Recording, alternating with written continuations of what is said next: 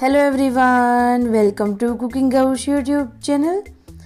તો આજે હું તમારી જોડે શેર કરીશ ઘરમાં રહેલી ફક્ત 2 જ વસ્તુઓનો ઉપયોગ કરી અને બનતી એક હોમ રેમેડીની રેસીપી, જેનાથી જે લોકોને કમરમાં દુખાવો છે તે જડમૂળમાંથી બિલકુલ સરસ રીતે દૂર થઈ જશે।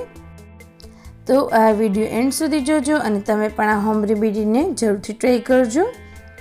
તેની સાથે જ વિડીયો જોઈતા પહેલાં ચેનલ ઉપર નવા હોય તો નીચે આપેલા રેડ બટન ઉપર ક્લિક કરી ચેનલને સબસ્ક્રાઈબ કરી દો અને બાજુમાં આપેલો બેલ બટન પ્રેસ કરી દો।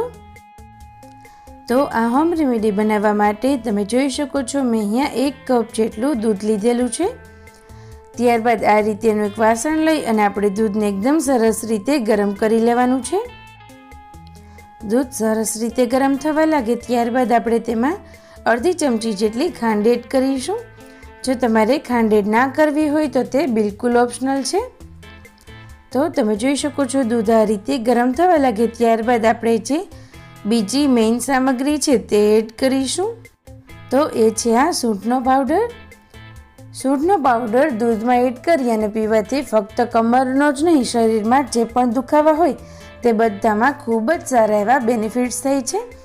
તો આ રીતે અડધી ચમચી જેટલો આપણે સૂંઠનો પાવડર એડ કરી અને તેને સરસ રીતે મિક્સ કરી દઈએ।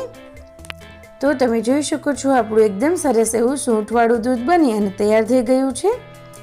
તો આપણે ગેસની ફ્લેમ ઓફ કરી અને તેને કપમાં સર્વ કરીએ। આ દૂધને તમે સવારે કે રાત્રે બંને ટાઈમ લઈ શકો છો।